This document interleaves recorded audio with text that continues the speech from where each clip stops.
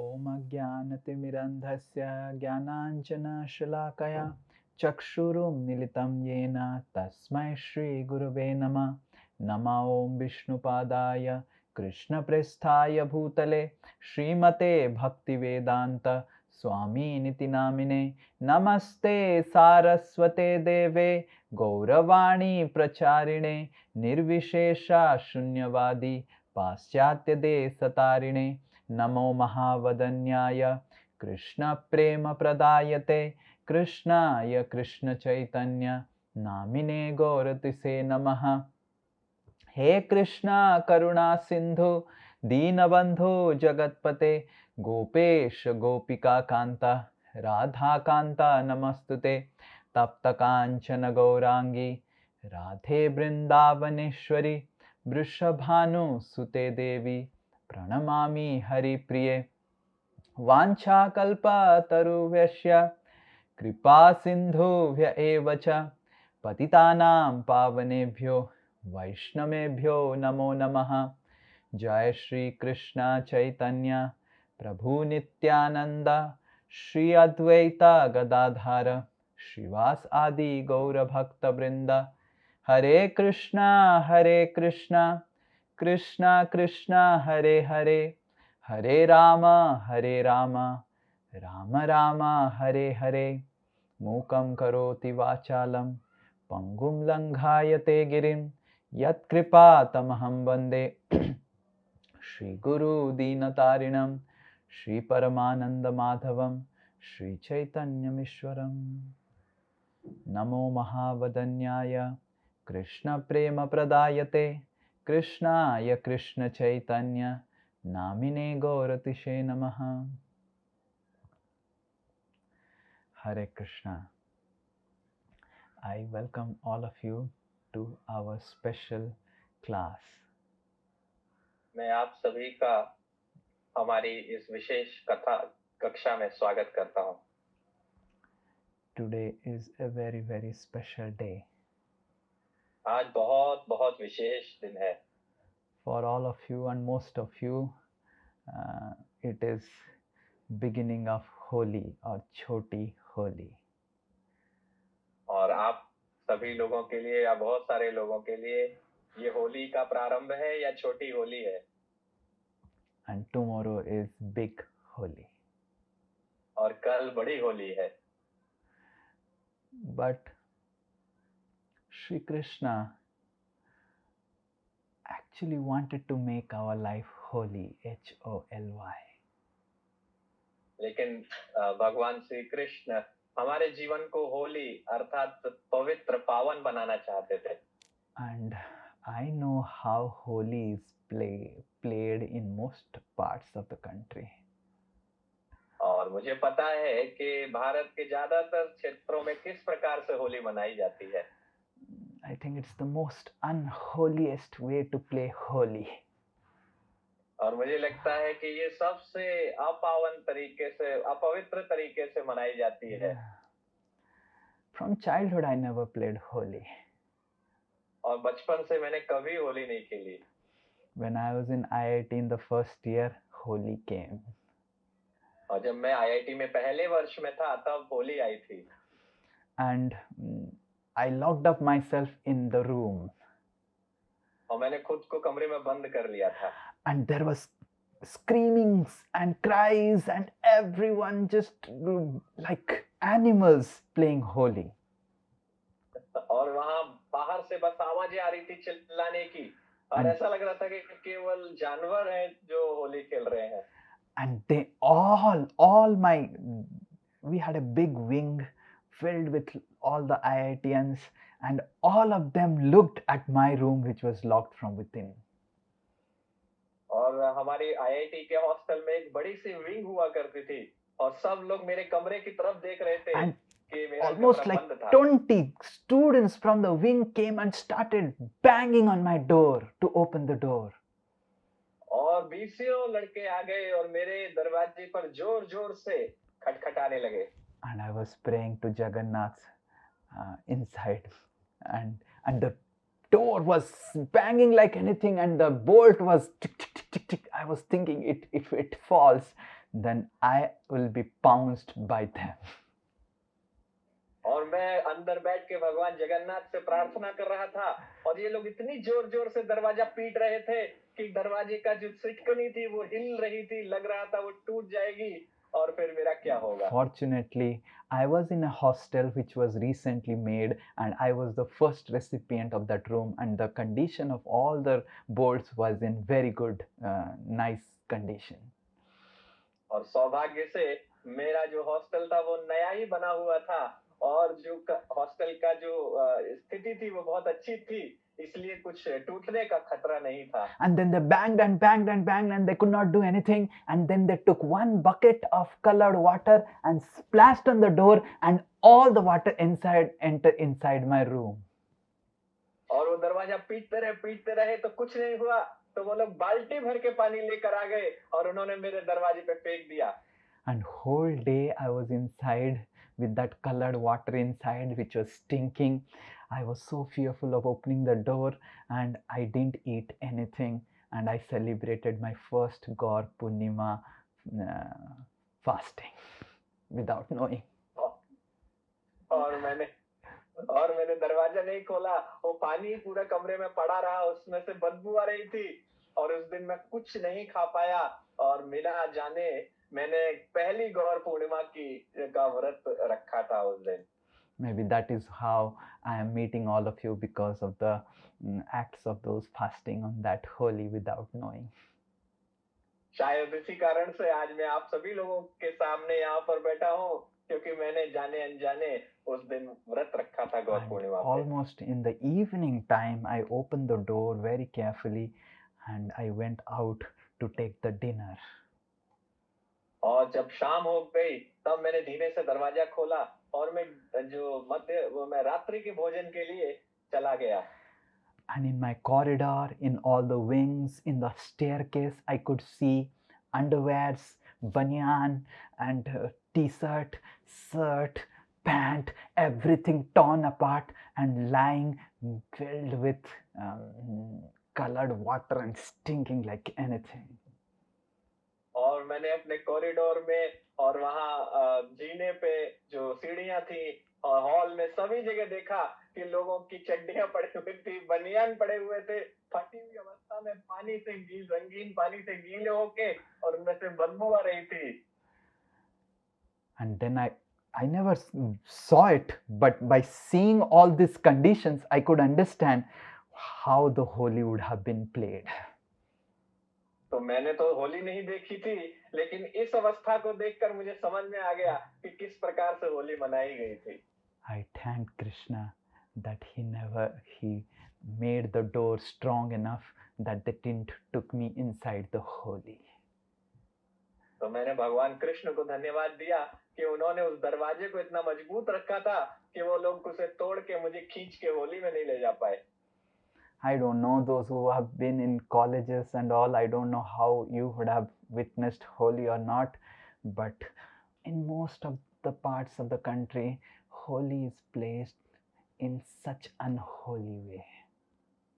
तो मुझे नहीं पता आप में से कितने लोग हॉस्टल में रहे हैं और आपने कैसा देखा है, लेकिन भारत के अधिकांश क्षेत्रों में होली को बहुत अपवित्र तरीके से मनाया जाता है.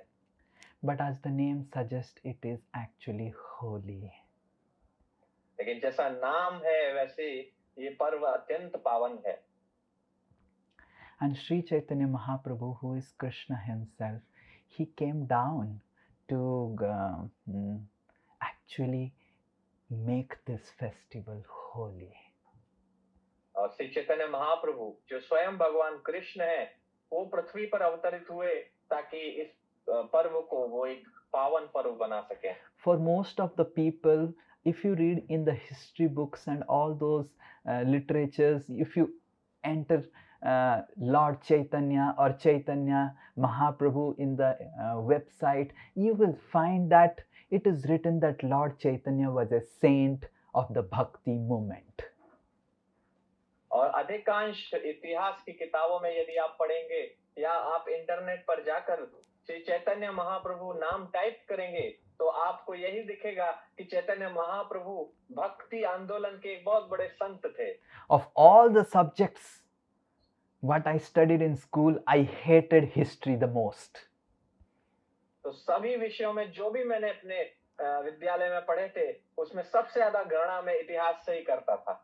So many round table conference and what happened in this conference and that conference, it was so boring. और इतने गोलमेज सम्मेलन हुए थे और कब किस सम्मेलन में क्या हुआ था, ये बहुत ही बोरिंग था।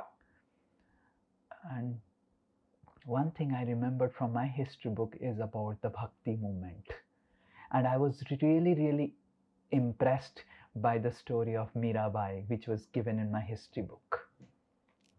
और एक इतिहास के केवल एक विषय जो टॉपिक था, उसमें मैं बहुत रुचि मुझे थी, वो थी भक्ति आंदोलन के बारे में, और उसमें विशेष रूप से मीराबाई का जो प्रसंग था वो मुझे बहुत अच्छा लगा। And in the same chapter explaining about Mirabai and Surdas and all those personalities, it was explained about Lord Chaitanya. और उसी अध्याय में जहां पर मीराबाई, सूरदास और सभी संतों के बारे में लिखा था, उसी में चैतन्य महाप्रभु के बारे में भी लिखा हुआ था। And it was for the first time I came to know about Lord Chaitanya, and I came to know that he was a great saint of the Bhakti movement. और वहीं से मुझे पता चला चैतन्य महाप्रभु के बारे में, और मुझे ये भी पता चला कि वो भक्ति आंदोलन के बहुत बड़े संत थे। But unfortunately, none of us, or most of us, or most of the Indians don't know that Lord Chaitanya Mahaprabhu is not a saint. He is the Supreme Personality of Godhead, Krishna himself. तो दुर्भाग्यवश हम में से बहुत सारे लोगों को, या इस देश के बहुत सारे लोगों को यह नहीं पता है कि चैतन्य महाप्रभु कोई संत नहीं थे, वह स्वयं पूर्ण पुरुषोत्तम भगवान थे। Our Vedic scriptures tell about the Dasa Avatar or the 10 incarnations of Krishna. और हमारे वैदिक शास्त्र हमारे 10 अवतारों के बारे में जो कृष्ण के हुए हैं, उनके बारे में बताते हैं। Srimad Bhagavatam also gives a detailed explanation about the 10 incarnations. Shrimad Bhagavatam भी उन 10 अवतारों के बारे में बहुत विस्तार से चर्चा करती है। And along with these 10 incarnations, Srimad Bhagavatam also explains about incarnation in the Kali Yuga. और इन 10 अवतारों के अलावा श्रीमद् भागवतम में कलयुग के एक विशेष अवतार की भी चर्चा की गई है। And in Srimad Bhagavatam it is mentioned that in Kali Yuga, Krishna will come, Krishna Varnam Tvisa Akrishnam. और इसमें बताया गया है कि कृष्ण आएंगे, Krishna वर्णम त्विषा अकृष्णम। Krishna will come in the form of color which is Akrishna, which will be not black in color. तो कृष्ण आएंगे, लेकिन उस रंग में आएंगे जो श्याम वर्ण नहीं है। And Krishna Varnam, he will chant always the names of Krishna, that incarnation of Krishna. और वो कृष्ण वर्ण, जो कृष्ण नाम का जो कृष्ण शब्द है, उसका हमेशा भजन किया करेंगे। Varnan matlab Varnan, describing, glorifying, praising. Krishna Varnam Tvisa Akrishnam. तो वर्णम का मतलब है वर्णन करेंगे, चर्चा करेंगे, और कृष्ण शब्द की चर्चा करेंगे। And Tvisha, his complexion will be Akrishnam, not black. और त्विषा अर्थात उनके शरीर का जो रंग होगा वह श्याम नहीं होगा। Krishna Varnam Tvisha Krishnam Sango Pangastra Parsadam. He will come with his associates. और वो अपने पार्षदों के संग आएंगे। Yajna Sankirtanam Praye, and he will do Sankirtan Yajna. और वो संकीर्तन यज्ञ करेंगे। Yajanti hi Sumedhasa, and one who will worship that form, that incarnation of Krishna in Kali Yuga, he will be a person of right intelligence. Sumedhasa. और जो व्यक्ति इस रूप की पूजा करेंगे, वो सुमेधसः अर्थात उच्च बुद्धि वाले लोग होंगे। So all of you, those who have come to hear about Lord Chaitanya Mahaprabhu, are Sumedhasa, the most intelligent people. तो आप सभी लोग जो चैतन्य महाप्रभु के बारे में सुनने आए हैं, आप सभी सुमेधसः हैं, अर्थात बहुत बहुत बुद्धिमान हैं। So in this age of Kali, according to many scriptures, whether it is Srimad Bhagavatam, Mahabharata speaks about Lord Chaitanya's incarnation in Kali. There is so many other Puranas which speak about Krishna's incarnation in the Kali Yuga in a golden form. So our scriptures are filled with references about Lord Chaitanya Mahaprabhu as the Supreme Lord Krishna himself. तो कलयुग में हमारे अनेक शास्त्रों में, श्रीमद् भागवतम में और महाभारत में और अनेक पुराणों में वर्णन किया गया है कि कलयुग में भगवान किस रूप में अवतार लेंगे। But why do, if it is mentioned in so many places, why do people consider Lord Chaitanya as a saint and not Krishna himself? लेकिन ऐसा क्यों है, जब इतने सारे शास्त्रों में चर्चा की गई है, तो फिर कलयुग में लोग चैतन्य महाप्रभु को एक महान संत के रूप में ही केवल क्यों मानते हैं? Our acharyas explain about it, which will be the subject matter of today's discussion. तो हमारे आचार्य लोग इसकी चर्चा करते हैं, जो आज की जो चर्चा हम कर रहे हैं उसका विषय है। Our acharyas explain that how Krishna, when he left 5,000 years ago, he spoke Bhagavad Gita to help people understand it and apply it in their lives. तो हमारे आचार्य बताते हैं कि जब भगवान कृष्ण आए थे तो उन्होंने भगवत गीता की चर्चा की थी ताकि लोग उसको समझ सकें और उसका पालन कर सकें अपने जीवन में।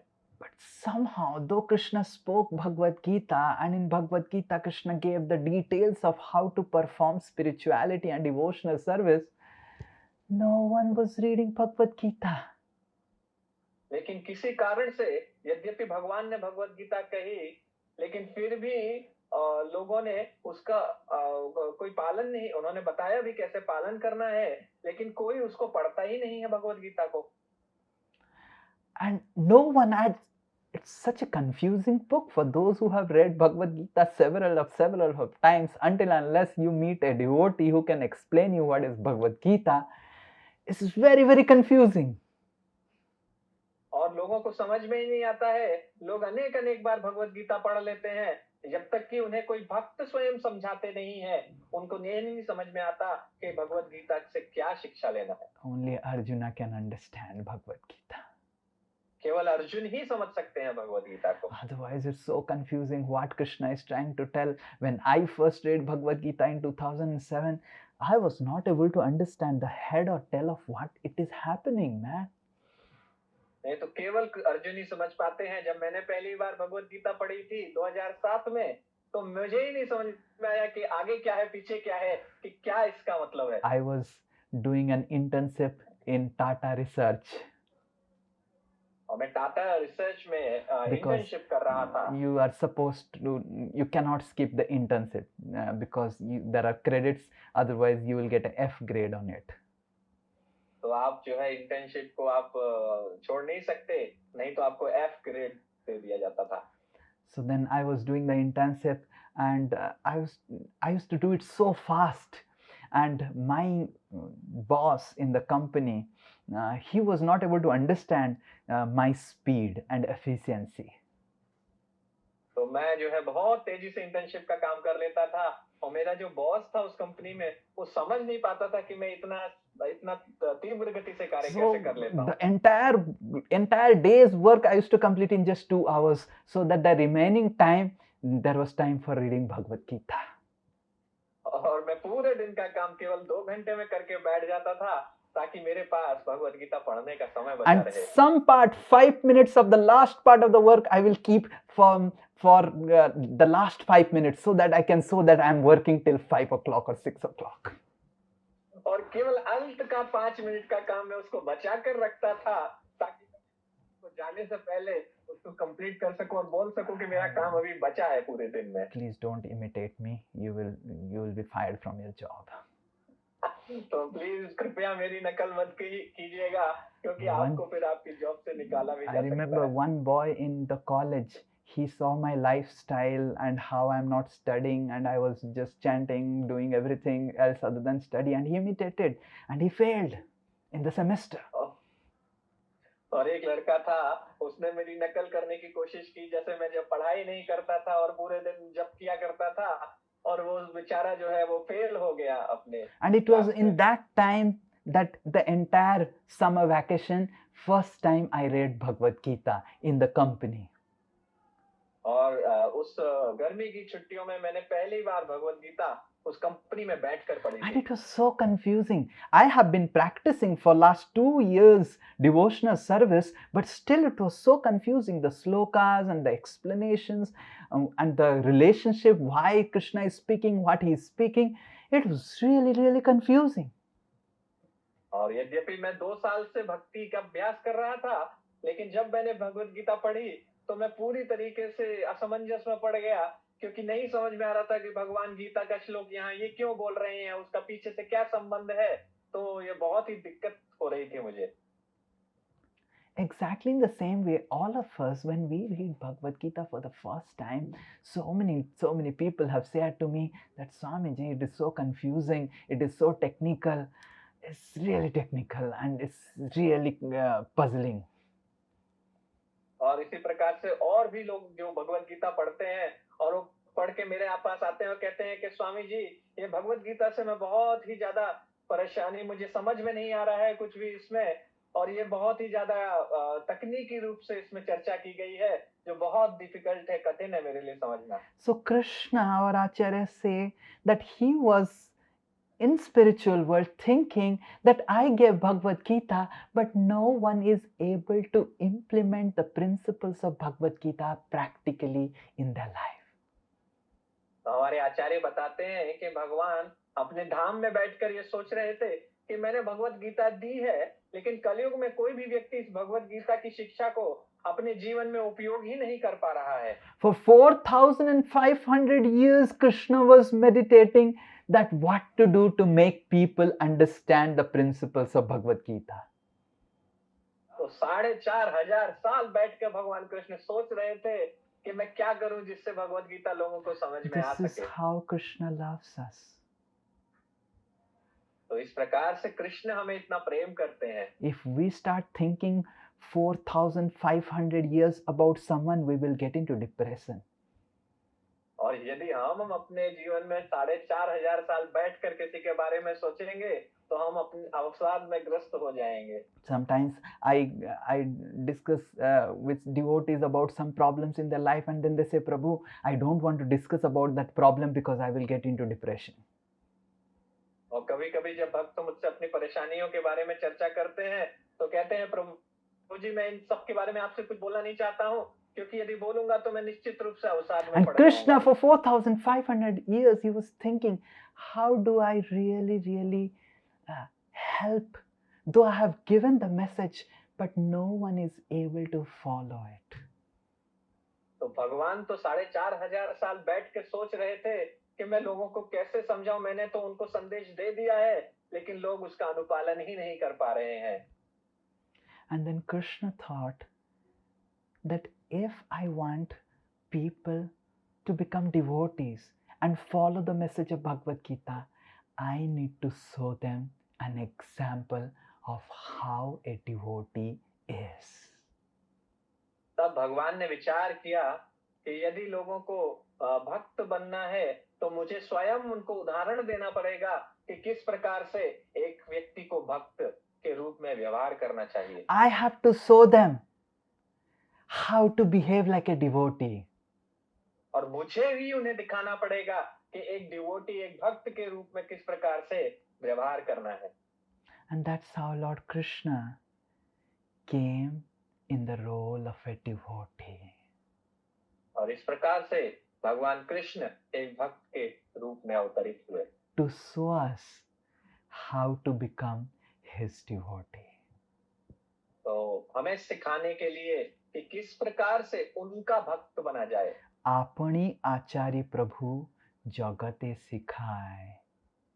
Lord Chaitanya, Apani, Achari, through his achar, through his behavior, he taught everyone the message of Bhagavad Gita. तो चैतन्य महाप्रभु ने अपने आचरण के माध्यम से सिखाया कि भगवत गीता का कैसे उपयोग करना है। And because Lord Chaitanya Mahaprabhu came as a devotee, he didn't exhibit his supremacy. He didn't assert his supremacy, thinking that a devotee is a devotee of Krishna. He doesn't claim himself as God. तो क्योंकि भगवान एक भक्त के रूप में आए थे, इसलिए उन्होंने अपनी प्रभुता को नहीं दिखाया, क्योंकि एक भक्त भगवान के अपनी भक्त कभी अपनी प्रभुता को नहीं दिखाता है। In Kali Yuga, everyone is fighting to show that he is God or she is God. और कलयुग में प्रत्येक व्यक्ति लड़ाई कर रहा है ये सिद्ध करने के लिए कि वही भगवान है। There are court cases where people have filed that they are Kalki, and there are other people who have filed against them that they are actually Kalki and this is a fraud. और ऐसे cases file किए गए हैं case court में, जहां पर एक व्यक्ति ये दावा करता है कि मैं कल्कि हूं और दूसरा व्यक्ति उस दावे को खारिज करते हुए दूसरा केस करता है कि मैं कल्कि हूं। And Lord Chaitanya Mahaprabhu didn't want it to get into legal battles and file High Court and Supreme Court and get into all this business. तो भगवान चैतन्य महाप्रभु किसी प्रकार के कानूनी झगड़े में नहीं पड़ना चाहते थे, तो उन्होंने इस प्रकार का कुछ भी दावा नहीं किया। So he came to showcase the life of a devotee. तो वो एक भक्त के जीवन को प्रदर्शित करने के लिए यहाँ पर अवतरित हुए। And because he came with this purpose, he behaved in such a way that everyone was in illusion that he is a saint, he is a devotee, and he is not the Supreme Personality of Godhead Krishna. और क्योंकि वो इस उद्देश्य से आए थे और उन्होंने व्यवहार भी उसी के अनुसार किया, तो इसलिए कलयुग में लोगों ने यही सोचा कि वो एक महान संत थे, वह पूर्ण पुरुषोत्तम भगवान नहीं थे। When Krishna wants to present something, who can defeat him in his purpose? और जब भगवान कुछ प्रस्तुत करना चाहते हैं, तो उनके लक्ष्य को प्राप्त करने से कोई कैसे When उन्हें रोक Krishna सकता है? became Mohini Murti, no one had any trace that he is or she is. We don't say what you will say to Mohini. She is he or he is she or what she is. तो भगवान जब मोहिनी मूर्ति के रूप में आए थे, तो कोई भी यह नहीं बोल सकता कि वह शी मतलब स्त्री के रूप या पुरुष के रूप में क्या कहेंगे। कोई Until unless the Mohini Murti in the end showed up his or her whatever 2 more hands, and then the chakra came, and then all the demons they understood we have been cheated by Krishna, by Vishnu. और केवल जब अंत में भगवान ने अपना चतुर्भुज रूप दिखाया, तब असुरों को समझ में आया कि हमारे साथ धोखा हुआ है और भगवान कृष्ण ही ये मोहिनी बन के आए थे। And exactly in the same way, Krishna's Lord Chaitanya Mahaprabhu came, and through his activities as a devotee of Lord, he bewildered everyone and made everyone consider him as a saint. और इसी प्रकार से जब भगवान चैतन्य महाप्रभु के रूप में आए, तो उन्होंने हर व्यक्ति को इस असमंजस में डाल दिया और लोगों को समझ में नहीं आया कि वो पूर्ण पुरुषोत्तम भगवान थे। लोग यही सोचते रहे कि वो एक महान संत थे। And all the scriptures, they glorify Lord Chaitanya Mahaprabhu as the Supreme Personality of Godhead. But his activities were actually to teach us how to become a devotee of the Supreme Personality of Godhead. तो सारे शास्त्रों में यद्यपि चर्चा होती है कि चैतन्य महाप्रभु पूर्ण पुरुषोत्तम भगवान हैं, लेकिन उन्होंने अपने व्यवहार से यह हमें सिखाया कि किस प्रकार से हम भगवान के भक्त बन सकते हैं। So today we will take some stories in the next half an hour from the life of Chaitanya Mahaprabhu to present what are the different aspects through his life he presented for all of us to learn in our life as a devotee. तो आज हम कुछ लीलाओं के माध्यम से समझेंगे कि भगवान चैतन्य महाप्रभु ने हमें किस प्रकार से सिखाया है कि हमें भगवान का भक्त बनना है. He came to create a role model of a devotee. And today we will learn who is a devotee. और वो एक भक्त का आदर्श उदाहरण प्रस्तुत करने के लिए आए थे. तो आज हम समझेंगे कैसे एक आदर्श भक्त बना जाए. When Lord Chaitanya was born in Navadvip in Mayapur, where our ISKCON temple is located currently, that time the Navadvip was filled with lot of knowledge and wisdom. तो जब चैतन्य महाप्रभु मायापुर में प्रकट हुए, जहां पर हमारा इस्कॉन मंदिर है, तब उस समय नवद्वीप में बहुत सारे ज्ञान का भंडार था. वहां बहुत ज्ञानी लोग रहते थे. Generally in India, if anyone is knowledgeable, he is considered a saint. और सामान्य रूप से भारत में यदि व्यक्ति बहुत ही विद्वान हो जाता है, तो उसको एक संत मान लिया जाता है. If someone is able to quote different slokas from different places, he is a saint. और यदि व्यक्ति अलग-अलग शास्त्रों से अलग-अलग श्लोकों का उदाहरण दे सकता है, तो उसको एक संत मान लिया जाता है. The general definition of a saint is he knows lot of scriptures and he can mesmerize the public with lot of grammar, lot of Sanskrit and quote different slokas from Bhagavad Gita, from Vedas and all the places. और साधारणतया यदि व्यक्ति अनेक शास्त्रों से श्लोक को उठाकर और व्याकरण के माध्यम से, संस्कृत के माध्यम से लोगों को यदि वो अचंभित कर सकता है, तो उसको एक महान संत समझा जाता है. I think some devotee was telling me that one of his manager used to tell him that he had remembered all the entire slokas of Bhagavad Gita. और मुझे एक भक्त बता रहे थे कि उनके मैनेजर प्रबंधक बोल रहे थे कि उन्होंने सारे श्लोक याद कर रखे थे. And he used to tell his subordinate or employee that what kind of devotee you are chanting always Hare Krishna, tell 5.19. और वो हमेशा इस भक्त को बोलते रहते थे कि तुम खुद को कैसे भक्त बता सकते हो, तुम जरा 5.19 श्लोक बताओ क्या होता है. And the devotee was telling, sir, I cannot say. Then what is nonsense? What in ISKCON you are learning? You are simply chanting Hare Krishna, wasting your time. You cannot say 5.19. Okay, you say 4.26. और वो प्रबंधक बोलता था कि तुम फिर क्या ISKCON में कर रहे हो, पूरे दिन माला जपते रहते हो, तुम्हें पता ही नहीं है कि 5.19 क्या श्लोक है, तो चलो तुम 4.27 बताओ कौन सा श्लोक है. And then sir, I don't know 4.26. Then useless your life. You ask some of the sloka to me, and then this employee will say, sir, please tell 6.13, and immediately the manager would say the word sloka 6.13. और ये भक्त बोलता था कि sir मुझे नहीं पता है, तो वो कहते थे कि तुम कैसे भक्त हो, तुम मुझसे कोई भी श्लोका पूछो, मैं बताता हूँ. और ये भक्त जब उनसे पूछता था 6.13, तो वो तुरंत ही श्लोका का उच्चारण करने लगते थे. And exactly in the same way, the general notion of the country or India, even during that time and now also, if someone is able to quote different slokas, he is considered a great saint.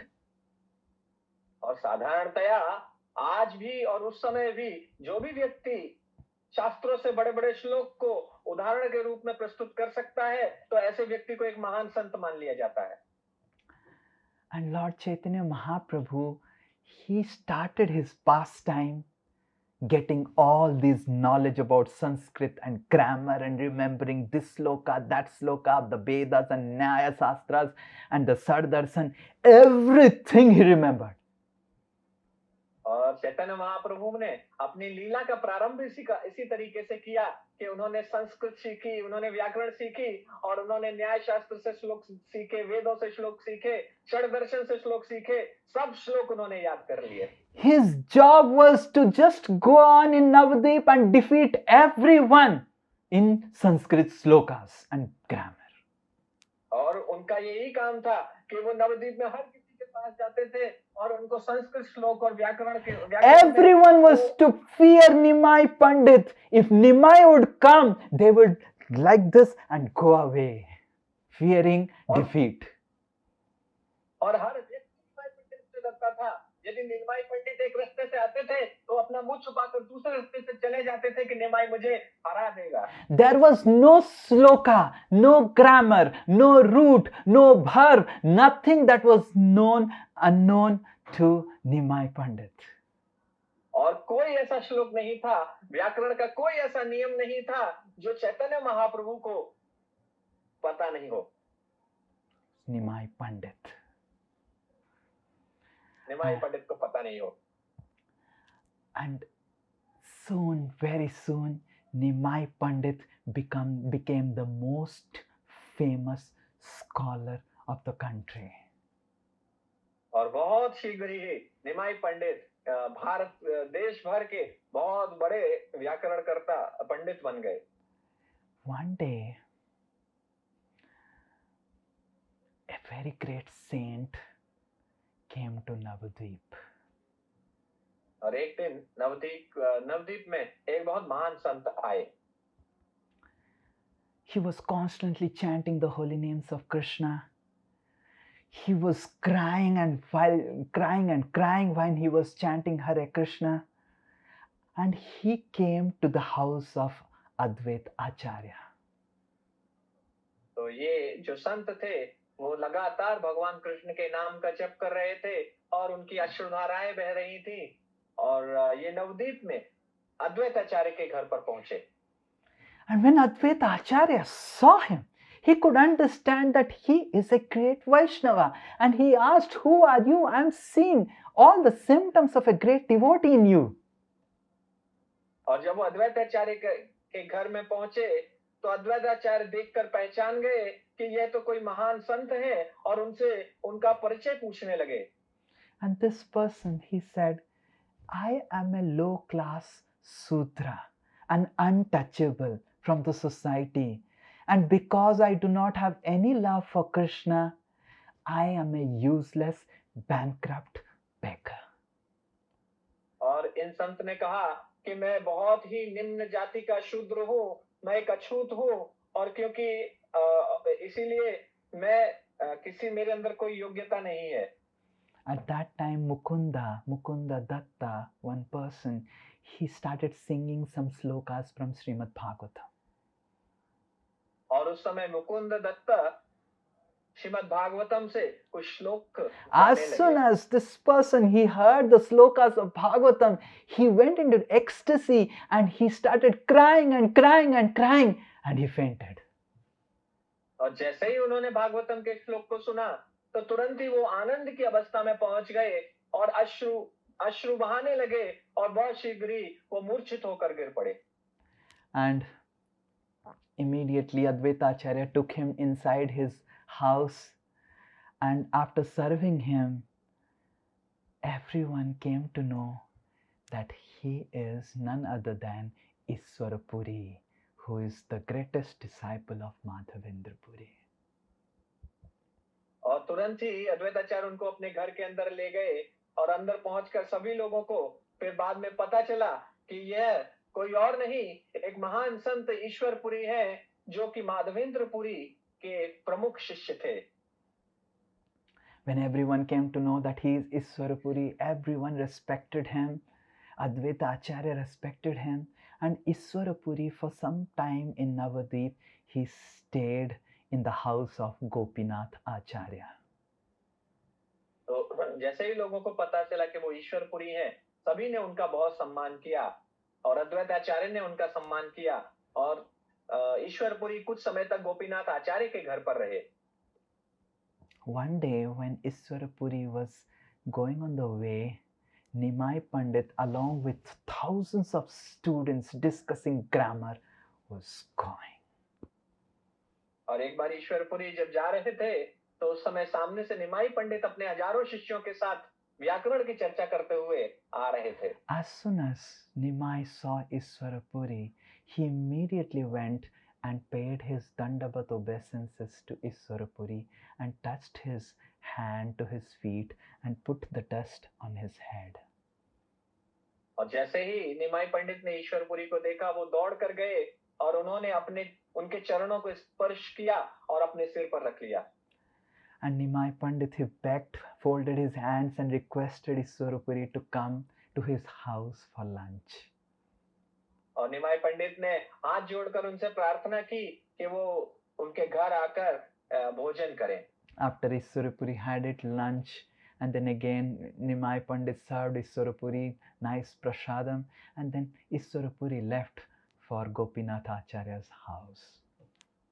और इस प्रकार ईश्वरपुरी आए, उन्होंने निमाई के घर पे भोजन किया और उसके बाद फिर वो गोपीनाथ आचार्य के घर पर Just like Sri Krishna came as Gauranga or Nimai, Radharani came as Gadadhar, and that's why we say Gaur Gadadhar as Gadadhar Pandit, who was also born in Navadvip. तो कृष्ण चैतन्य निमाई के रूप में आए थे और राधा रानी गदाधर के रूप में आई थी, और गदाधर का भी जन्म थोड़ी दूर पर ही नवद्वीप में हुआ था। And Gadadhar Pandit, he started serving Iswarapuri, and Iswarapuri started teaching him from his book Krishna Lilamrit. और गदाधर पंडित ने ईश्वरपुरी की सेवा करना प्रारंभ कर दिया और ईश्वरपुरी ने अपनी पुस्तक कृष्ण लीलामृत से उन्हें शिक्षा देना प्रारंभ किया। One day, rather every day, Nimai Pandit would come in the evening and sit down and hear about Krishna's pastimes from Iswarapuri. तो प्रतिदिन निमाई पंडित आते थे और ईश्वरपुरी से भगवान कृष्ण की लीलाओं का श्रवण किया करते थे।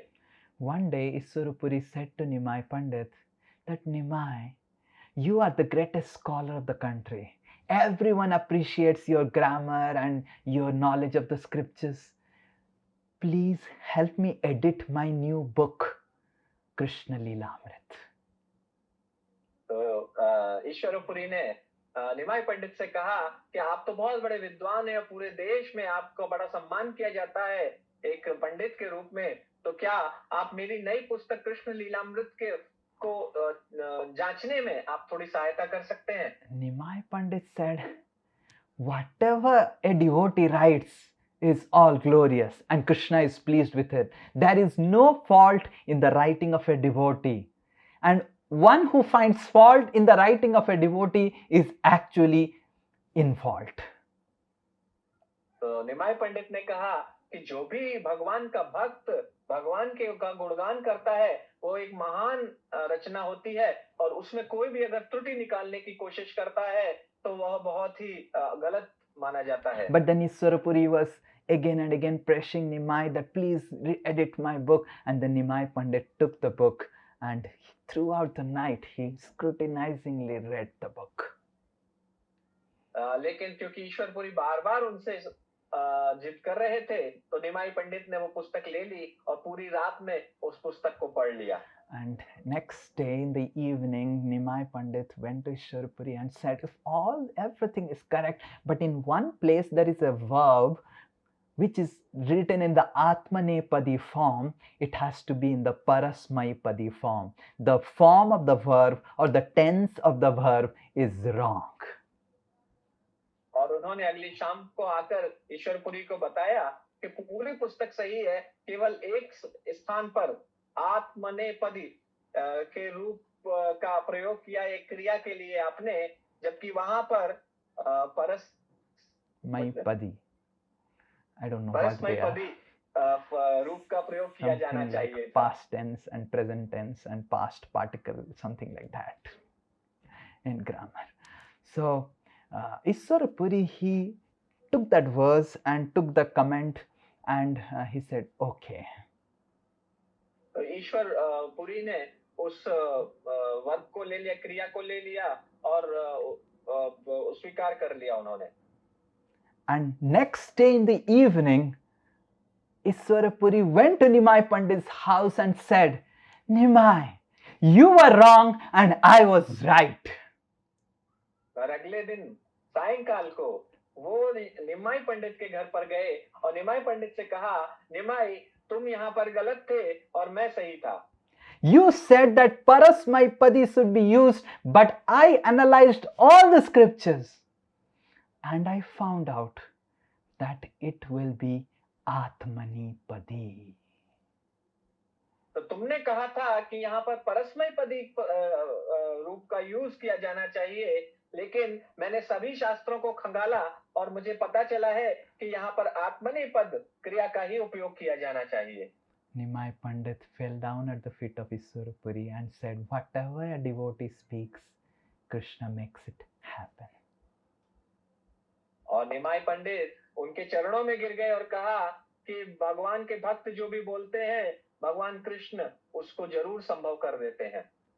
So the first qualification that Lord Chaitanya established as a devotee is humility. तो पहला गुण जो श्री चैतन्य महाप्रभु ने स्थापित किया वो है विनम्रता। There was no one at that time who was more intelligent, more knowledgeable, more knowing the Shastras, quoting the verses, quoting the verbs, quoting the Nyaya scriptures like Nimai Pandit. तो पूरे देश में ऐसा कोई व्यक्ति नहीं था जो निमाई पंडित से अधिक अच्छे तरीके से न्याय शास्त्र, क्रिया, व्याकरण इन सब के बारे में जो चर्चा कर सकता था। But Lord Chaitanya, Lord Krishna came as Lord Chaitanya to establish the first principle of being a devotee. No matter whoever you are, whatever you have, whatever knowledge you have, whatever wealth you have, whatever material resources you have, that does not make you saintly. तो चैतन्य महाप्रभु निमाई पंडित ने यहाँ पर पहले सिद्धांत का प्रतिपादन किया कि चाहे आपके पास कितनी भी भौतिक बुद्धिमत्ता हो, कितनी भी भौतिक क्षमता हो, चाहे कितना भी बौद्धिक रूप से आपके पास धन हो, यह सभी आपको एक भक्त नहीं बना सकते हैं। No matter whatever knowledge of the scriptures you may have, you may remember all the 700 slokas of Bhagavad Gita, you may remember the 18,000 slokas of Bhagavatam, you may remember all the Rig Vedas, all the 4 Vedas. That does not make you saintly. और उन्होंने स्थापित किया कि चाहे आपके पास कितना भी ज्ञान हो, आपको 700 श्लोक याद हो भगवत गीता के, या भागवतम के 18,000 श्लोक याद हो, या चारों वेदों के श्लोक याद हो, लेकिन ये सभी आपको एक संत नहीं बना सकते हैं। It's only when we humble ourselves in front of the representatives of God, in front of Guru, in front of all Vaishnavas, it is only then when we become saintly. और जब हम भगवान के सामने और गुरु के सामने और भगवान के भक्तों के सामने विनम्र हो जाते हैं, उनके सामने नतमस्तक हो जाते हैं, तभी ये हमें एक संत के रूप में स्थापित करता है। Nimai Pandit was defeated, but actually he was successful in pursuit of devotional service. तो यद्यपि निमाई पंडित की यहाँ पराजय हुई थी, लेकिन उन्हें एक भक्त के रूप में स्थापित करने के लिए ये उनकी विजय थी। This was the first principle that Lord Chaitanya Mahaprabhu established, that though he remembered everything, he was the greatest scholar. He established that being a saint is not being a scholar. A saint can also be a scholar, but being a scholar doesn't make you a saint. भगवान चैतन्य महाप्रभु ने ये स्थापित किया कि एक पंडित, एक विद्वान होने का मतलब यह नहीं है कि आप एक महान संत बन गए। यद्यपि एक संत विद्वान अवश्य हो सकता है, परंतु विद्वान संत हो जाए यह होना आवश्यक नहीं है। When Lord Chaitanya Mahaprabhu's Nimai Pandit's father Jagannath Mishra passed away, Lord Chaitanya Mahaprabhu went to Gaya. और जब चैतन्य महाप्रभु के पिता इस संसार से चले गए, तब वो गया गए चैतन्य On Mahaprabhu. the way, Lord Chaitanya Mahaprabhu contracted a serious and severe fever. और मार्ग में उनको एक गंभीर और तीव्र बुखार आ गया। And the fever was so strong. All his students who had accompanied him to Gaya for offering oblations for his deceased father, they were concerned that maybe Nimai may pass away. और जो भी उनके विद्यार्थी उनके साथ गए थे उनके पिता को तर्पण करने के लिए, जब उन्होंने देखा कि उनको इतना तीव्र बुखार आ रहा है, तो उन्हें ऐसा लगा कि शायद मार्ग में ही निमाई पंडित चले जाएंगे भगवान के धाम। And Nimai Pandit said, "Oh my students, if you want me to get rid of this fever, go and find out a devotee at once. Take the dust of his feet and ask him to put his feet in the water and bring that water washing the feet of a devotee. And when I will drink that water, I will be all right."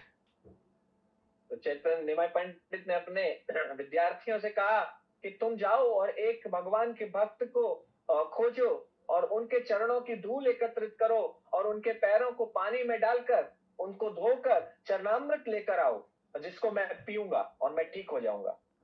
And then when his students started frantically searching and they found a devotee, and then they washed their feet and got the water, and when Lord Chaitanya Mahaprabhu Nimai Pandit drank that water, immediately his fever got relieved. और इस प्रकार उनके विद्यार्थियों ने एक भक्त को खोजा और उनके चरणों का धोकर उनको चरणों के धोकर एक चरणामृत लेकर आए। चैतन्य महाप्रभु ने उसका सेवन किया और तुरंत ही उनका बुखार ठीक हो गया। It is not just about taking the dust, taking the water. It is not an external activity. Actually, it is an internal principle. तो ये एक बाह्य क्रिया नहीं है, किसी के चरणों को धोना और उनके जल को लेना, यह एक आंतरिक भाव है। It is a principle that no matter how much ever I may be knowledgeable, no matter how many scriptures I may read, no matter how much successful I can be in my life, I just always remain a humble servant of the Guru Parampara. तो ये एक आंतरिक सिद्धांत है कि चाहे मैं कितना भी बड़ा विद्वान हो, चाहे मुझे कितना भी ज्ञान हो और चाहे मेरे पास कितनी भी संपदा हो, लेकिन मैं भगवान के भक्त के सामने विनम्र रूप में रहूंगा। When we have nothing, when we have no knowledge, when we have no knowledge of the scriptures, it is very easy to remain humble. तो जब हमारे पास कुछ नहीं है, हमें शास्त्रों का कुछ भी ज्ञान नहीं है, तो विनम्र रहना बहुत आसान बात है। But when we actually get so much of knowledge of scriptures, Lord Chaitanya Mahaprabhu, through his example, no one can have more knowledge than Nimai Pandit, but he exemplified the principle of humility. That is only through humility we can access the mercy and grace of the God. तो चैतन्य महाप्रभु ने अपने उदाहरण के माध्यम से स्थापित किया कि उनके पास संपूर्ण ज्ञान था इस विश्व का, लेकिन जब हम भगवान के भक्तों के सामने विनम्र हो जाते हैं, तभी हम भगवान की कृपा को प्राप्त कर सकते हैं। We may read all the slokas of Bhagavad Gita, we will not understand anything until unless we are having the humility and we are ready to surrender to a devotee of the Lord. तो हम भगवद गीता के सभी श्लोकों का अध्ययन कर सकते हैं, लेकिन हम उसे तब तक नहीं समझ पाएंगे जब हम एक भक्त के सामने अपना समर्पण नहीं करते हैं। And then when Lord Chaitanya Mahaprabhu went to Gaya in the Vishnupad temple, he started crying, and then in Gaya, Lord Chaitanya Mahaprabhu, Nimai Pandit again met Ishwarapuri. और जब निमाई पंडित गया पहुंचे और वहां पर उसने अपने पिता का तर्पण किया, उसके बाद वो विलाप करने लगे, तब पुनः उन्हें ईश्वरपुरी के साथ उनकी भेंट हुई। One day when Lord Chaitanya Mahaprabhu was in Gaya, Nimai Pandit was in Gaya, suddenly Ishwarapuri arrived in his house.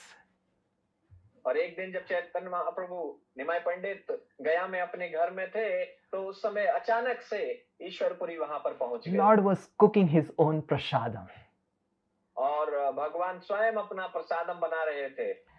And then Lord Chaitanya immediately invited Iswarapuri and he started serving whatever food he had made for himself to Iswarapuri. और उन्होंने तुरंत ही ईश्वरपुरी से निवेदन किया और उनको बिठाकर सारा जो भोजन जो प्रसादम उन्होंने बनाया था वो उनकी सेवा में प्रस्तुत कर दिया। And Lord Chaitanya Mahaprabhu Nimai Pandit was serving with so much of love, and Iswarapuri, who was not hungry, he was feeling that love. He started taking everything one by one, and all so much of prasadam, everything Iswarapuri took away. और इतने प्रेम से उन्होंने समर्पित किया कि ईश्वरपुरी सब कुछ भूल गए और सारा प्रसाद उन्होंने स्वीकार कर लिया कि वहां पर कुछ भी नहीं बचा। And then Lakshmi is thinking that my Lord will remain hungry today. And Lakshmi came to Gaya and entered the kitchen, and she started cooking because she was afraid that Nimai is serving his guru, then I think Nimai will remain hungry. और तब लक्ष्मी जी ये सोचने लगी कि आज मेरे भगवान स्वयं भूखे रह जाएंगे, क्योंकि उन्होंने सब कुछ अपने गुरु के लिए ही अर्पित कर दिया है। तो वो नीचे आ गई और वो स्वयं रसोई में जाकर पकवान बनाने लगी ताकि भगवान भूखे ना रह जाएं। And Lakshmi Devi was cooking, and Nimai Pandit was in so much of great ecstasy of serving Iswarapuri that he could not understand what is happening. He was seeing that newer and more items are getting made automatically, and he was getting the items and feeding Iswarapuri, and Iswarapuri was not able to understand. In great love he was taking, and like this for a long time the pastime happened. तो निमाई पंडित इतने आनंद में थे अपने गुरु की सेवा में कि उनको यह भी नहीं समझ में आ रहा था कि किस प्रकार नए नए पकवान प्रस्तुत हो रहे थे, बनते जा रहे थे, और उन पकवानों को लेकर वो अपने गुरु को समर्पित कर देते थे। और ईश्वरपुरी भी इतने आनंद में थे, उन्हें भी पता नहीं चल रहा था वो सारे पकवानों का सेवन किए जा रहे थे। And finally Iswarapuri said, I am done for today. और फिर अंत में जाकर ईश्वरपुरी ने कहा कि मेरा हो गया, पेट भर गया अभी। Now Lord Chaitanya Mahaprabhu gave him water to wash his hands and put chandan and put garland on his body, and then Lord Chaitanya Mahaprabhu Nimai Pandit caught the feet of Iswarapuri and started crying and begging him to initiate him. और उसके बाद उन्होंने अपना हाथ धोए और चैतन्य महाप्रभु ने उनके चंदन लगाया, उनको एक उपहार समर्पित किया और उनके पैरों को पकड़ के कहा, उनसे विनती की। And Iswarapuri initiated Lord Chaitanya Mahaprabhu in the holy names of chanting the holy names of the Lord. और ईश्वरपुरी ने चैतन्य महाप्रभु को भगवान के नाम जप में उनकी दीक्षा कर दी। So Lord Chaitanya Mahaprabhu came to establish Sankirtan. He is the Yuga avatar. He is Krishna himself. From him comes all the dharma, all the yugas, everything comes from him. But he didn't initiated the Sankirtan without getting the blessings of his Guru Iswarapuri. तो चैतन्य महाप्रभु युग धर्म को स्थापित करने के लिए अवतरित हुए थे, और लेकिन उन्होंने बिना अपने गुरु से दीक्षा प्राप्त किए इस युग धर्म की इस आंदोलन की शुरुआत नहीं की। That is humility. तो यही विनम्रता है। To humble ourselves in front of our spiritual masters. And it is only by that humility we can get actually the grace and the mercy of Krishna in our life. तो यदि हम अपने गुरु वर्गों के सामने स्वयं को विनम्र रूप से प्रस्तुत करते हैं, तभी हमको गुरु और भगवान कृष्ण की कृपा प्राप्त हो सकती है। And Lord Chaitanya Mahaprabhu, as a devotee, as an example of a devotee, he established the first principle that until and unless we are blessed by the Guru Parampara,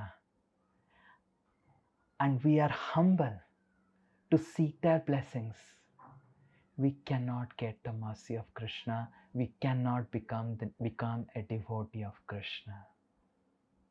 तो चैतन्य महाप्रभु ने अपने उदाहरण के माध्यम से स्थापित किया कि जब तक हमें अपने गुरु के द्वारा दीक्षा नहीं प्राप्त हो जाती है और जब तक हम विनम्र होकर उनको समर्पण नहीं कर देते हैं, तब तक हमें भगवान कृष्ण की कृपा भी प्राप्त नहीं हो सकती है. Humility is not in words, not in action. It is a principle of the heart. तो विनम्रता केवल शब्दों में या फिर केवल आपकी क्रियाओं में नहीं है, यह एक हृदय का सिद्धांत है. Lord Chaitanya Mahaprabhu said to Ishwarapuri, whatever I have learned till date is all useless. I seek your guidance. Please teach me what is essential to be done in life. Chaitanya Mahaprabhu ने हाथ जोड़कर कहा कि आज तक जो भी मैंने सीखा है वह सब व्यर्थ है.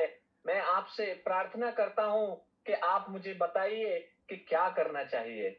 All the nyayas which I read, all the grammar and verbs and everything which I memorized, all the scriptures I quoted, all the verses I quoted, I considered them useless in front of you.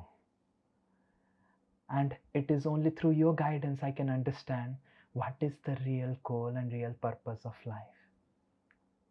तो आज तक जितने भी मैंने न्याय शास्त्र सीखे, जितना व्याकरण सीखा, जितने श्लोक सीखे शास्त्रों से, तो सब व्यर्थ हैं. तो मैं आपसे इसीलिए प्रार्थना करना चाहता हूं कि आप मुझे बताइए कि मुझे क्या करना चाहिए.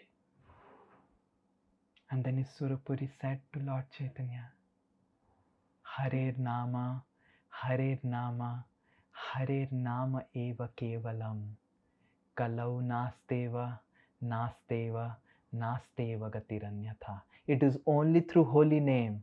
It is only through holy name, and it is only through holy name alone that the ill effects of Kali can be delivered, and one can get the love for God in one's life. Ishwarpuri ने उनको निर्देश दिए कि ये केवल भगवान के नाम के माध्यम से और केवल भगवान के नाम और केवल भगवान के नाम के माध्यम से हो सकता है कि कलयुग के जितने कल्मश हैं उनसे उद्धार किया जा सकता है और व्यक्ति को अपने जीवन में ही भगवान के प्रेम की प्राप्ति हो सकती है. So in this way, the first principle established by Lord Chaitanya Mahaprabhu is humility. And Lord Chaitanya, who is the Supreme Personality of Godhead, never did anything in his life without taking permission of Vaishnavas, or permission of his spiritual master. तो भगवान चैतन्य महाप्रभु ने पहला सिद्धांत विनम्रता है इसकी स्थापना की और उन्होंने अपने उदाहरण के माध्यम से बताया कि क्यों उन्होंने अपने जीवन में बिना वैष्णवों की और अपने गुरु की आज्ञा के बिना उन्होंने कोई भी कार्य नहीं किया. Lord Chaitanya Mahaprabhu was so eager to go to Vrindavan. तो चैतन्य महाप्रभु वृंदावन जाने के लिए बहुत ही उत्सुक थे. But none of the devotees in Puri would give him permission to go to Vrindavan. लेकिन पुरी में, जगन्नाथपुरी में कोई भी भक्त उनको वृंदावन जाने की आज्ञा नहीं दे Because रहे they were afraid of feeling separation from Lord Chaitanya, and they were afraid that if Lord Chaitanya goes to Vrindavan, he will never return back to Puri. क्योंकि उन्हें डर लगता था कि भगवान चैतन्य महाप्रभु के बिना उनके वियोग में कैसे रहेंगे और उन्हें पता था कि अगर चैतन्य महाप्रभु वृंदावन चले गए तो फिर कभी वापस नहीं आएंगे. And they would say, Lord Chaitanya, that you go after the rainy season. And after the rainy season, they will say, you go, now the winter season in Vrindavan is very, very tough. You go after the winter season. And when the winter season will go away, then the summer season is really tough in Vrindavan. Go after the summer season. And like that for 2 years, Lord Chaitanya was begging and seeking permission from the devotees and they were not allowing him to go to Vrindavan. तो भक्त उनको बोलते थे कि अभी वर्षा ऋतु चल रही है तो वर्षा ऋतु के बाद जाइएगा, लेकिन वर्षा ऋतु के बाद जब शीत ऋतु आ जाती थी तो कहते थे अभी बहुत वृंदावन में बहुत शीत होती है तो आप शीत ऋतु के बाद जाइएगा। तो जब उसके बाद जब चैतन्य महाप्रभु पूछते थे तो वो कहते थे कि अब ग्रीष्म ऋतु आ रही है और वो बहुत ही कठिन है, आप ग्रीष्म के बाद जाइएगा, तो फिर से वर्षा ऋतु के बाद जाइएगा। इस प्रकार से 2 साल तक चैतन्य महाप्रभु उनसे विनती करते रहे, लेकिन उन्हें वृंदावन जाने की आज्ञा नहीं मिली। This principle of taking permission is actually humility. तो ये जो सिद्धांत है आज्ञा लेने का, यह विनम्रता को दिखाता है। Lord Chaitanya Mahaprabhu always considered himself as servant of all the Vaishnavas.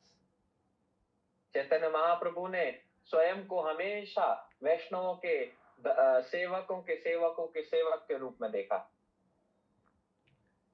And established this principle that if you really want to get love of God, get the mercy of Krishna, you really have to humble yourself in front of all the Vaishnavas.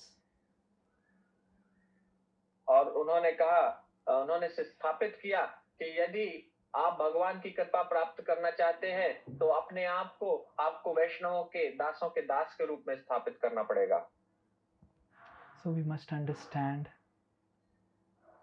I actually thought of discussing so many other principles, but I am able to discuss one principle. Really beg your forgiveness, beg forgiveness from all of you, but let us complete here. I don't want to delay. But this is the first principle of humility that is established by Lord Chaitanya, and we don't know when we can discuss the other two principles which I thought. But if you give me permission, in the next 15 minutes, we can discuss the other two principles. तो मैं आपसे क्षमा मांगता हूँ क्योंकि हम केवल एक ही सिद्धांत की अभी तक चर्चा कर पाए, लेकिन बाकी सिद्धांत भी मैं चाहता था। समय नहीं बचा है। यदि आप अगर 15 मिनट और मुझे देंगे तो मैं अगले दोनों सिद्धांतों की चर्चा करूंगा। How do I know that all of you are blessing me? तो मुझे कैसे पता चले कि आपका आशीर्वाद है? Say Hari Bol.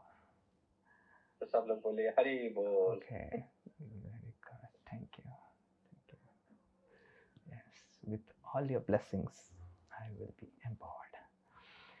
So the second principle is absorption. तो दूसरा सिद्धांत है वो है absorption. क्या? I don't know. You are the task. डूब जाना. Okay, ठीक है. डूब जाना. Second principle is डूब जाना. डूब के मरना नहीं. So the second principle is absorption. One day when Lord Chaitanya Mahaprabhu was taking the darshan of Jagannath, he was standing in front of the Garuda Stamba, and there was one small old hunched back lady. तो एक बार चैतन्य महाप्रभु जगन्नाथपुरी में भगवान के दर्शन कर रहे थे और गरुड़ स्तंभ के पास थे, तो वहां पर एक छोटी सी एक वृद्ध स्त्री भी थी। And you know, when you are short height and when you are also hunchback, and then there are ocean of people in front of you, this lady was only able to see different backs, different heads, but she was not able to see Jagannath. तो आपको पता है जब आपकी जो लंबाई है कम हो और आपको कुबड़ भी हो, आपकी कमर झुकी हुई हो, तो आपको केवल दूसरों की पीछे से ही आप देख पाएंगे। तो ये स्त्री भी अपने आगे केवल लोगों को देख रही थी और उसको भगवान के दर्शन प्राप्त नहीं हो पा रहे थे। This lady was desperate to see Jagannath, to take darshan of Jagannath. और इस स्त्री की तीव्र इच्छा थी भगवान Jagannath. She was crying behind and she was not able to see Jagannath, and she was only seeing all the faces and the backs of people. और वो रो रही थी क्योंकि उन्हें जगन्नाथ जी के दर्शन नहीं हो रहे थे, उन्हें केवल लोगों के पीछे से सिर दिखाई दे रहे थे। And this lady, she was so desperate. In her desperate attitude, she climbed on the shoulder of Lord Chaitanya Mahaprabhu. She kept one leg on the shoulder of Lord Chaitanya, another leg on the Garuda Stamba, and she was above Lord Chaitanya.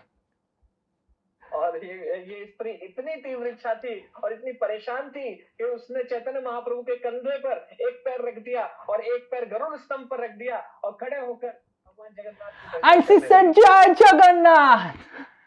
और वो कहने लगी, जय Jagannath. And then this Govinda and then Swarup Damodar all started shouting, this tribal lady, this lady doesn't know what to do. Lord Chaitanya is Krishna. How? And started shouting on the lady. तो गोविंद और सारे भक्त चिल्लाने लगे, ये गांव की आदिवासी स्त्री, इसको नहीं पता है चैतन्य महाप्रभु स्वयं भगवान है और भक्तों पे पैर रख के खड़ी हो गई है। And Lord Chaitanya shouted at Govinda, you are Adivasi, you are rascal, why you are disturbing this lady? Let her stand over me and take the darshan of Jagannath. Please see how absorbed she is to witness the darshan of Jagannath.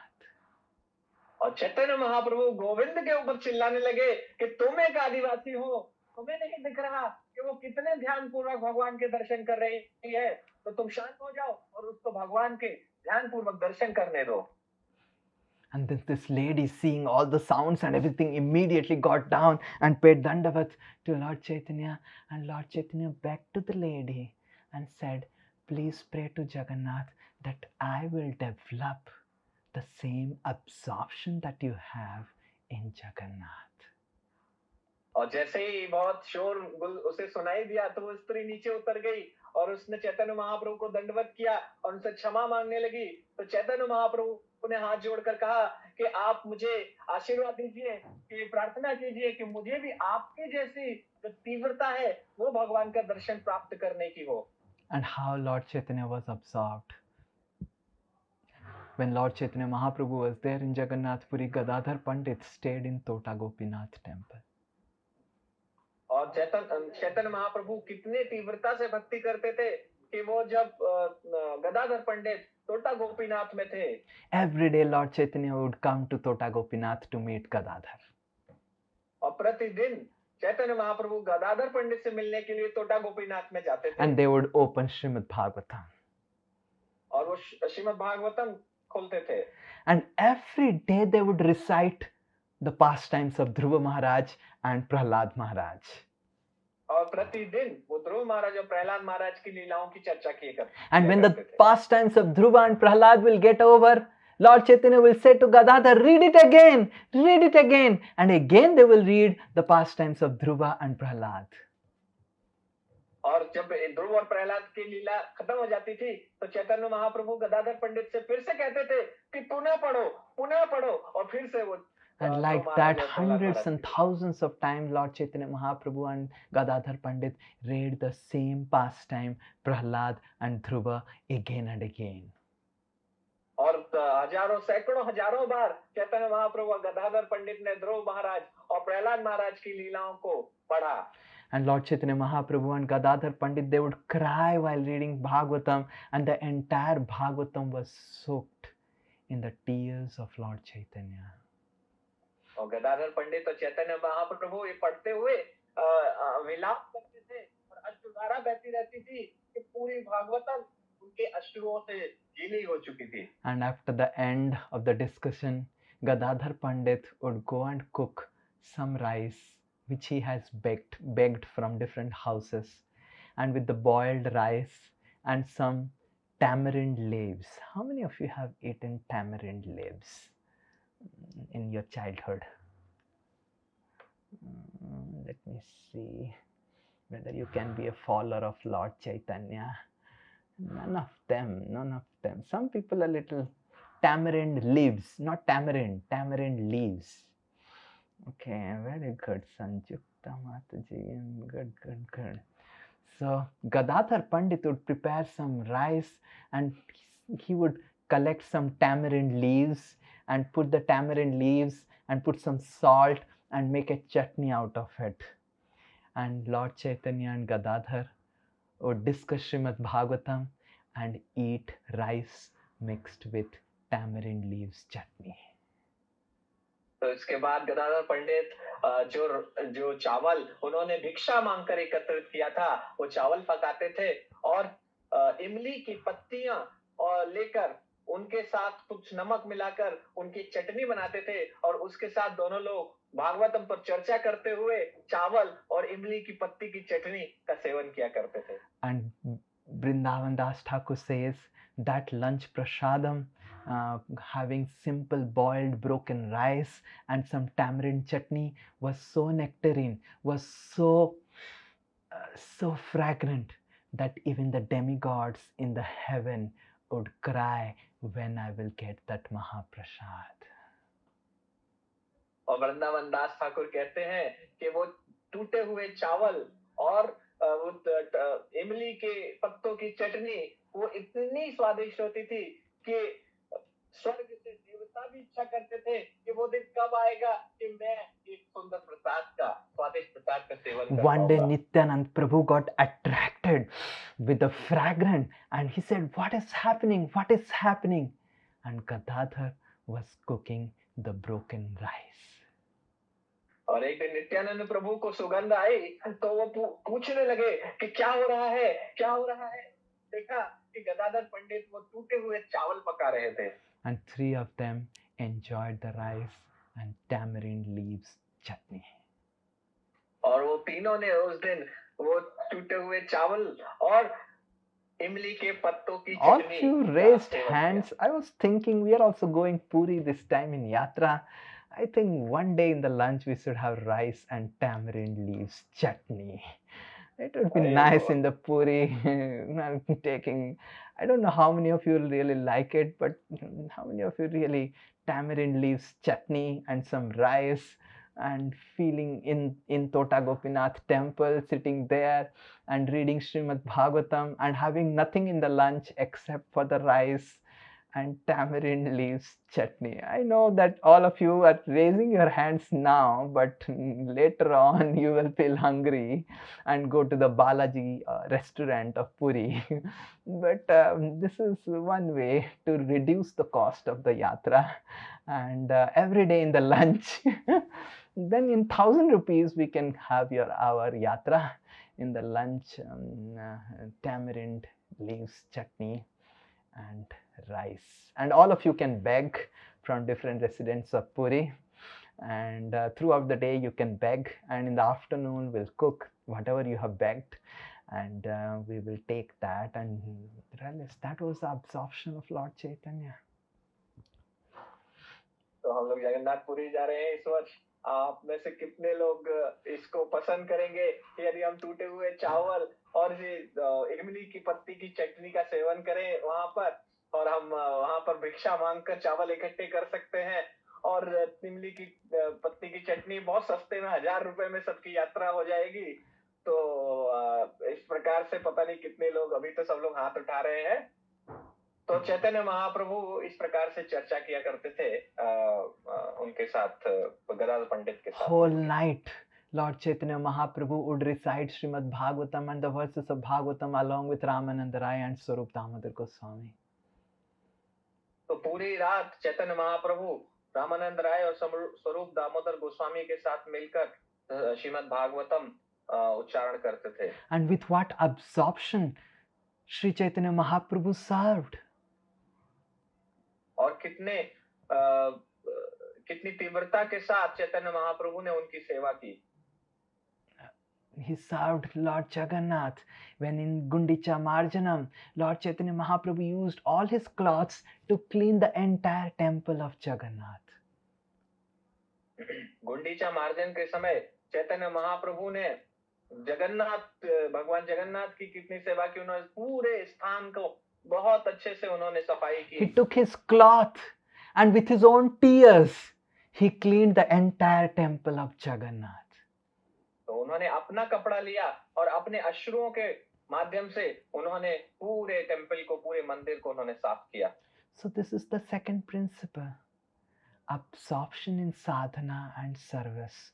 And Lord Chaitanya Mahaprabhu showed through an example how a devotee is always absorbed in the service, absorbed in sadhana. तो ये दूसरा सिद्धांत है जो चैतन्य महाप्रभु ने स्थापित किया कि कैसे एक भक्त को एकदम डूब कर अपनी साधना और सेवा करनी चाहिए. And the third principle is Vaishnav Seva, serving the Vaishnavas. और तृतीय सिद्धांत है वैष्णव सेवा का, वैष्णवों की सेवा करने का. Lord Chaitanya Mahaprabhu was so concerned for the devotees of the Lord. Chaitanya Mahaprabhu भगवान के भक्तों के लिए बहुत चिंतित रहते थे. There was one Vasudev Datta. वहाँ एक भक्त थे वासुदेव दत्त नाम के. Vasudev Datta was so liberal, so compassionate. He was a grihastha and he would spend all his money in charity. तो वासुदेव दत्त इतने समर्पित थे कि वो अपने सारा, वो एक गृहस्थ थे लेकिन अपना सारा धन वो दान में दे दिया करते थे. And Lord Chaitanya Mahaprabhu one day called Vasudev and Sivananda Sen. तो एक दिन भगवान चैतन्य महाप्रभु ने वासुदेव और शिवानंद सेन को बुलाया. And Lord Chaitanya Mahaprabhu told Sivananda Sen, Sivananda, look this Vasudev. He is a grihastha, but he has no savings. और चैतन्य महाप्रभु ने कहा शिवानंद सेन से कि देखो ये जो वासुदेव है ये गृहस्थ है लेकिन अपने लिए इसने कुछ भी Whatever he earns every month, he spends in charity. और जो भी प्रति मास वो कमाता है वो सब कुछ दान में ही दे देता है. And because he doesn't have savings, I'm so concerned about him. क्योंकि इसके पास कुछ भी बचत नहीं है इसीलिए मैं इसके लिए बहुत चिंतित हूँ. Oh Sivananda, I want that you become his sarkhel or accountant. और शिवानंद मैं चाहता हूँ कि तुम उसके खाता धारक बन जाओ, खाता रखने वाले. Only give him some part of his money to him, and remaining whatever he earns, you keep accounted and give only small part so that he can spend it in charity, and you become his accountant and don't give him money without my permission. तो तुम उसके खाते का पूरा ध्यान रखो और जो भी आवश्यक है बस उतना ही पैसा उसको दो और इसके लिए कुछ बचत करके रखो और मुझे बताओ. And Lord Chaitanya Mahaprabhu was so concerned for Vasudev Datta that he made Sivananda Sen as his Sarkhel. Sarkhel is a surname in Bengali. Sarkhel means accountant or one person who keeps all the records of accounts. And Lord Chaitanya Mahaprabhu said Sivananda to keep the entire accounts of Vasudev. तो चैतन्य महाप्रभु ने शिवानंद को वासुदेव दत्त का accountant बनने के लिए कहा कि यहाँ पर उसको सारखेल कहा जाता है. सारखेल एक उपनाम भी होता है बंगाल में जिसका मतलब होता है जो खाता रखता है लोगों का. And similarly, one day, all the devotees in Navadvip, they were dancing and dancing and dancing, and they felt so hungry, so hungry, so hungry. And they were saying, we are feeling so hungry, we are feeling so fatigued. And Lord Chaitanya Mahaprabhu took a small mango seed. इसी प्रकार से एक बार नवद्वीप में भक्त नृत्य कर रहे थे कीर्तन पे और करते करते करते करते वो सभी बहुत थक गए. तो चैतन्य महाप्रभु ने एक आम का एक छोटा सा बीज लिया. And Lord Chaitanya Mahaprabhu sowed that seed in one place called Am Ghata. और आम घाटा नाम के स्थान पर उन्होंने आम की उस गुठली को जमीन में बो दिया. And devotees were thinking, we are feeling hungry and Lord Chaitanya Mahaprabhu is doing gardening. And immediately a big mango tree grew up.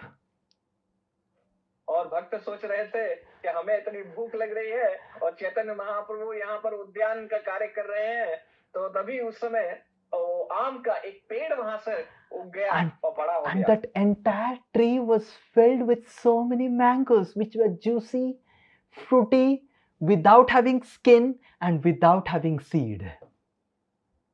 और वह एक विशाल वृक्ष बन गया और उसमें बहुत सारे आम के फल लगे हुए थे जिनके अंदर बहुत सारा रस था. उनके ऊपर कोई छिलका नहीं था और उनके अंदर कोई गुठली नहीं थी. And Lord Chaitanya Mahaprabhu picked up one mango and offered it to Krishna with his own hand, in his own style.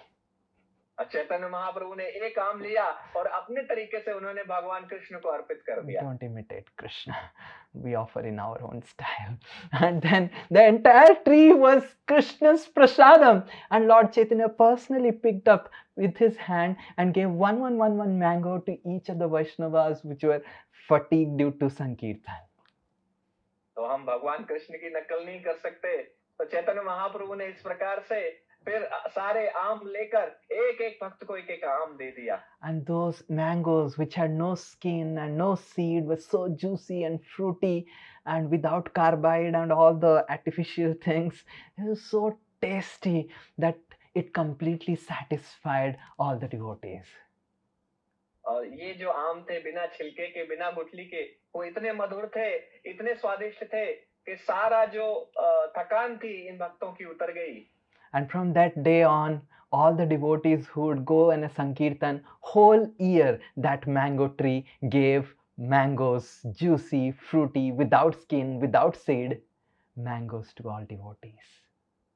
और पूरे वर्ष वो आम का पेड़ फल देता था। जब भी भक्त वहां पर जाते थे तो उनको रस से भरे हुए बिना छिलके के बिना बीज के वो फल प्राप्त होते थे। Lord Chaitanya Mahaprabhu would fold the cloths of those devotees who dry their cloths on the bank of Ganges. और चैतन्य महाप्रभु गंगा के किनारे जो भी भक्त अपने कपड़े सुखाने के लिए डालते थे, उनको लेकर और उनको तह करके बहुत अच्छे से रख दिया करते थे। Lord Chaitanya Mahaprabhu would regularly invite all devotees when he was a grihastha in Navadvip to his house to take prasadam. और जब चैतन्य महाप्रभु एक गृहस्थ थे नवदीप में, तो अपने घर में प्रतिदिन भक्तों को बुलाकर उनको प्रसाद दिया करते थे। And when devotees would come to Jagannath Puri, Lord Chaitanya Mahaprabhu would engage everyone in their service, making sure that they are comfortable, making sure that they get nice prasadam and everything else. और जब चैतन्य महाप्रभु जगन्नाथपुरी में थे और भक्त आते थे, तो वो सारे भक्तों को उनकी सेवा में लगा देते थे और ध्यान रखते थे कि एक एक भक्त आराम से रह रहा है और उनको किसी भी प्रकार की। He didn't engage all the devotees in his service. He engaged himself in the devotees' service. और मतलब उन्होंने स्वयं भक्तों को नहीं लगाया, स्वयं भक्तों की सेवा में वो लग गए और एक एक भक्त का ध्यान रखते थे कि किसी को किसी प्रकार की परेशानी न उठानी पड़े। He used to personally arrange the accommodation quarters for every devotee. और प्रत्येक भक्त के रहने की व्यवस्था वो स्वयं करते थे। He used to personally ensure that all devotees are fed nicely with Jagannath Prasadam. और व्यक्तिगत रूप से वो ध्यान रखते थे कि सभी भक्तों को जगन्नाथ प्रसादम मिले। One day Sanatan Goswami came to Jagannath Puri. और एक दिन सनातन गोस्वामी जगन्नाथपुरी में आए। His body had become filled with different pores and diseased and was oozing pus and blood. और उनकी शरीर में व्याधि हो गई थी, जिसके कारण उनके शरीर से पस निकल रहा था। Lord Chaitanya Mahaprabhu was so concerned with Sanatan. Lord Chaitanya Mahaprabhu embraced Sanatan Goswami, and immediately Sanatan Goswami's body became effulgent and it got rid of all the diseases. और तुरंत ही चैतन्य महाप्रभु ने सनातन गोस्वामी को अपने सीने से लगा लिया और तुरंत ही उनके शरीर की सारी व्याधि मिट गई और वो बहुत ही प्रकाशित हो गए, बहुत ही उज्जवल हो गए। Lord Chaitanya Mahaprabhu said to Sanatan, "Oh Sanatan, your body is my property." और उन्होंने सनातन गोस्वामी को कहा कि सनातन, तुम्हारा शरीर मेरी संपत्ति है। And that is a devotee. The nature of a devotee is he doesn't consider his body very important. He considers the bodies of the Vaishnavas very important. यह एक भक्त होता है, वो अपने शरीर को बहुत महत्वपूर्ण नहीं समझता है, वह अन्य भक्तों के शरीर को बहुत महत्वपूर्ण समझता है। He gives priority to give comfort to the devotees. और वो दूसरे भक्तों को आराम देने को अपने महत्वपूर्ण दायित्व समझता है। So in this way, Lord Chaitanya Mahaprabhu presented these three principles in his life as an example. The first being humility, the second absorption in service and sadhana, and the third Vaishnav Seva. तो इस प्रकार से चैतन्य महाप्रभु ने अपने उदाहरण के माध्यम से इन तीन सिद्धांतों को प्रतिपादित किया। पहला विनम्रता, और दूसरा डूबकर भगवान के लिए अपनी साधना और सेवा को करना, और तीसरा वैष्णवों की सेवा करना। So in his holy appearance day that is coming tomorrow, let us pray that we really make our lives holy by becoming a nice devotee of Krishna, by following these three principles which he actually exemplified in his life. तो इस पावन अवसर पर जो होली का गौर पूर्णिमा का आ रहा है, उस पर हम प्रार्थना करें कि हम इन तीन सिद्धांतों को अपने जीवन में अपनाकर भगवान के एक अच्छे भक्त के रूप में स्थापित हों। Let us pray at his lotus feet that he empowers us to become humble. और हम उनके चरणों में, चरण कमलों में प्रार्थना करें कि वो हमें विनम्र बनने के लिए हमें शक्ति प्रदान करें। Real courage, real power is not in showing power. Real power is in humility. तो वास्तविक शक्ति प्रदर्शन में नहीं है, वास्तविक शक्ति विनम्रता को प्रदर्शित करने में है। Let us become humble servant of all the Vaishnavas, and really that will please Lord Chaitanya Mahaprabhu. तो हम सभी वैष्णवों के विनम्र सेवक बन जाएं, और ये चैतन्य महाप्रभु को बहुत प्रसन्न करेगा। Lord Chaitanya will not be pleased by lot of offerings, lot of donations, lot of this and that. Lord Chaitanya Mahaprabhu is simply pleased by our humble service attitude. तो चैतन्य महाप्रभु हमारे अर्पण से, हमारे दान से प्रसन्न नहीं होने वाले, वो हमारी विनम्रता से, हमारे सेवा भाव से प्रसन्न होने वाले हैं। He is from the top seeing whether we, each one of us as member of Dasosmi, really living a life of Dasosmi. तो वो ऊपर से देख रहे हैं कि हम दासोस्मी परिवार के सदस्य होकर क्या वास्तव में दास बनकर रहना चाहते हैं कि नहीं। And it is all of our efforts and endeavors to really make this spiritual family Dasosmi as a humble offering at his lotus feet, by really becoming servants of each other, and really absorbing ourselves in chanting the holy names of the Lord and hearing and glorifying Krishna. तो ये हमारी जिम्मेदारी है कि हम अपने को स्वयं सेवकों के सेवक के रूप में स्थापित करके इस दासोस्मी परिवार को सार्थक करें, और भगवान के नामों का ध्यान पूर्वक जप करके भगवान को प्रसन्न करें। श्री गौरांग महाप्रभु की जय। श्री गौर पूर्णिमा महामहोत्सव की जय। श्री स्पिरिचुअल होली फेस्टिवल की जय। श्रीला प्रभुपाद की जय। समवेत गौर भक्त वृंद की जय। निताई गौर प्रेमानंदे। वांछा कल्पतरुभ्यश्च कृपा सिंधुभ्य एव च पतितानां पावनेभ्यो वैष्णवेभ्यो नमो नमः। अनंत कोटि वैष्णव वृंद की जय। वैष्णव ठाकुर की जय। Hare Krishna, I thank you very much. I am so happy for your patient hearing. Hare Krishna. हरे कृष्ण। ध्यान पूर्वक सुनने के लिए सभी का बहुत बहुत धन्यवाद। Hare Bol, Hare Krishna.